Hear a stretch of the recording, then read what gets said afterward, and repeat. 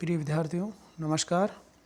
मैं चनाराम महिला, assistant professor in political science, राजकीय बांगड़ महाविद्यालय डीडवाना से बीए प्रथम वर्ष के विद्यार्थियों के लिए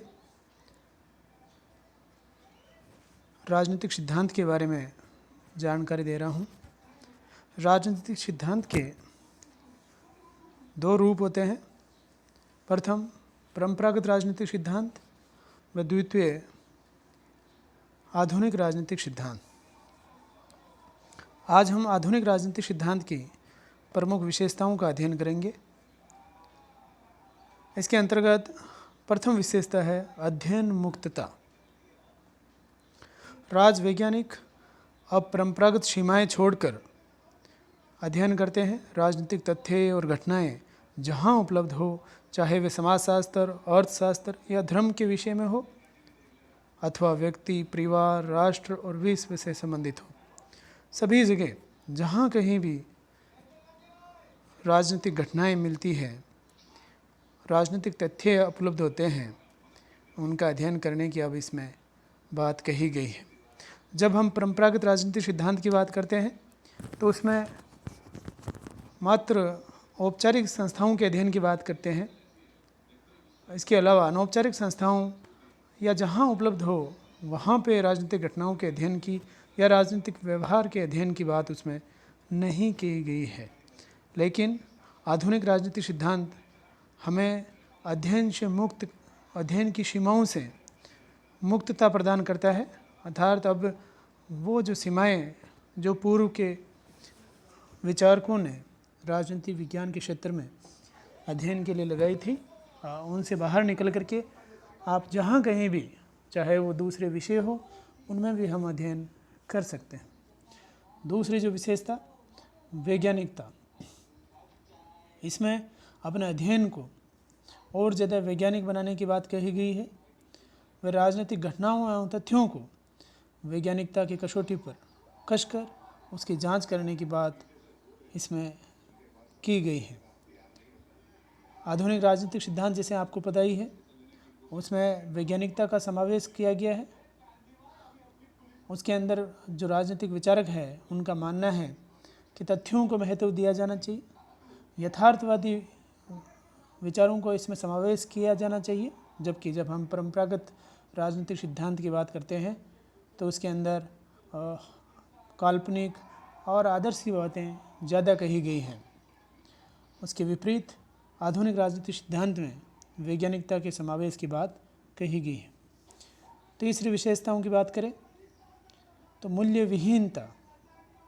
इसमें मानवीय मूल्यों जैसे नैतिकता, स्वतंत्रता, भ्रातृत्व आदि के लिए कोई स्थान नहीं है।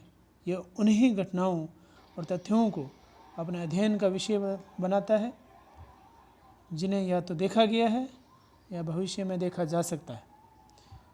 जब हम परंपरागत राजनीतिक सिद्धांत की बात करते हैं तो उसमें नैतिकता का समावेश किया गया है, मानवीय मूल्यों का उसमें महत्व बताया गया है, मानवीय मूल्यों का उसमें महत्वपूर्ण भूमिका हमें दिखलाई पड़ती है। लेकिन उसके विपरीत आधुनिक राजनीतिक सिद्धांत हमें मानवीय मूल्यों से दूर रखने की बात करता है। इसके अंदर मानवीय मूल्यों के लिए कोई स्थान नहीं है। इसमें केवल तथ्यों के लिए बताया गया है, तथ्यों का महत्व बताया गया है कि तथ्यों के बिना कोई भी मूल्य की बात या जो कल्पना की बात है उसको इसके अंदर स्थान नहीं दिया जाएगा। चौथी विशेषता यथार्थवादी।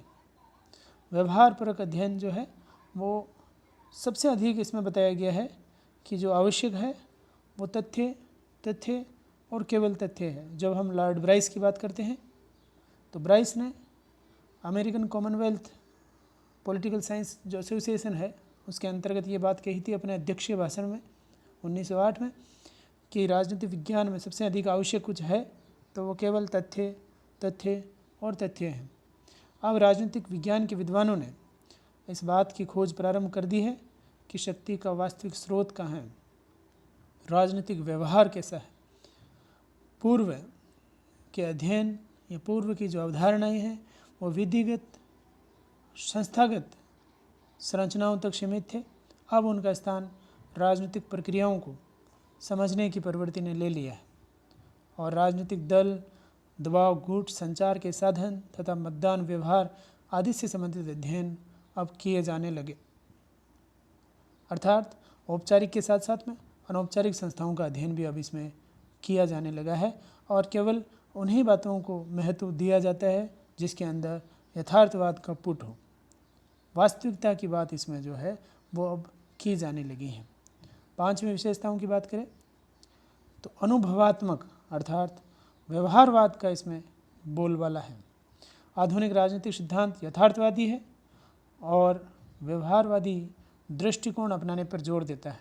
परंपरागत राजनीतिक सिद्धांत का अध्ययन संस्थागत था, उसके अंदर जो है उसकी हम बात करें अध्ययन का बिंदु जो है वो संस्था है, जबकि व्यवहारवाद का व्यक्ति समूह और व्यक्ति व्यवहार जो है वो इसका अध्ययन बिंदु है। इसमें तथ्यों के अध्ययन पर बल दिया गया है, नई प्रणाली का प्रयोग किया गया है, नई शब्दावली का प्रयोग किया गया है और संकल्पनाओं के प्रयोग पर बल दिया जाने लगा है। इसके अंदर आंकड़ों की वैज्ञानिक विश्लेषण की बात की गई है, अर्थात अब जो राजनीतिक सिद्धांत है वो अनुभवात्मक हो गया है। उसके अंदर आदर्श के स्थान पर, कल्पना के स्थान पर यथार्थवाद को महत्व दिया जाने लगा है। 6ठी विशेषताओं की बात करें तो इसे अब प्रवृत्ति विज्ञान एवं मूल्य सापेक्षवाद कहा जा सकता है। राजविज्ञान ने अब स्वयं को राजनीति का विज्ञान बनाने के लिए अनेक शोध पद्धतियों को ग्रहण कर लिया है। नवीन पद्धतियों में वैज्ञानिक पद्धति को प्रमुख स्थान दिया गया है। उसी के साथ वैज्ञानिक सापेक्षवाद जुड़ा हुआ है, जिसका मूल अर्थ है कि शोधकर्ता अपने अनुसंधान से स्वयं के मूल्यों एवं धारणाओं को अलग रखता है।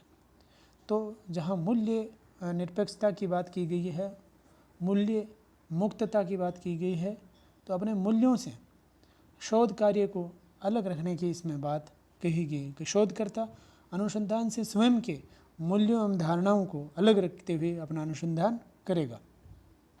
7वीं विशेषता की बात करें तो शोध एवं सिद्धांत में घनिष्ठ संबंध इसमें बताया गया है। सिद्धांत निर्माण की प्रक्रिया अब शोध उन्मुखी है। आधुनिक राजनीतिक शास्त्रियों का एकमात्र उद्देश्य राजनीति के सैद्धांतिक प्रतिमानों को विकसित करना है। तो राजनीति के अंदर अब सिद्धांत का समावेश हो गया है। राजनीति का अब वैज्ञानिकता का समावेश राजनीति के अंदर हो गया है। राजनीति अब जो है वो राजनीति विज्ञान बन गई है।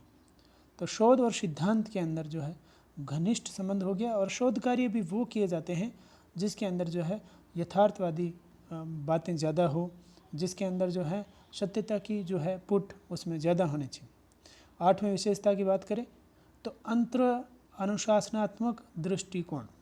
राजनीति विज्ञान को अन्य समाज विज्ञान से जोड़ा गया है, जिसमें समाज विज्ञान, मनोविज्ञान, अर्थशास्त्र, मानव शास्त्र, जीव विज्ञान आदि सभी सामग्री इसके अंदर ली गई। आज जो राजनीति विज्ञान है जो हम देखते हैं आधुनिक राजनीतिक सिद्धांत के अंतर्गत, उसके अंदर जो दूसरे सामाजिक विज्ञान के जो दूसरे विषय हैं उनसे भी इसका तालमेल बिठाया गया है, उनसे भी अच्छी चीज़ें ग्रहण की गई है और उन सामाजिक विज्ञानों के अंतर्गत भी अगर राजनीतिक विज्ञान से संबंधित कोई घटनाएं होती है, राजनीतिक व्यवहार का उनका अध्ययन इसके अंदर किया जा सकता है। तो सभी विषय इसमें माना गया है कि सभी विषय जो है एक दूसरे से जुड़े हुए हैं और दूसरे विषयों से भी हम जो है उसमें से भी राजनीतिक व्यवहार जो वहाँ पे भी हो सकता है उसका भी अध्ययन हम कर सकते हैं। तो इसे कहते हैं अंतर अनुशासनात्मक दृष्टिकोण। तो इसके अंतर्गत राजनीतिक आधुनिकीकरण, राजनीतिक सामाजिकरण, राजनीतिक संस्कृतिकरण, राजनीतिक विकास आदि के अध्ययन में जब हम देखते हैं तो ये सारी चीज़ें अंतर अनुशासनात्मक दृष्टिकोण उसमें जो है अभिलक्षित होता है।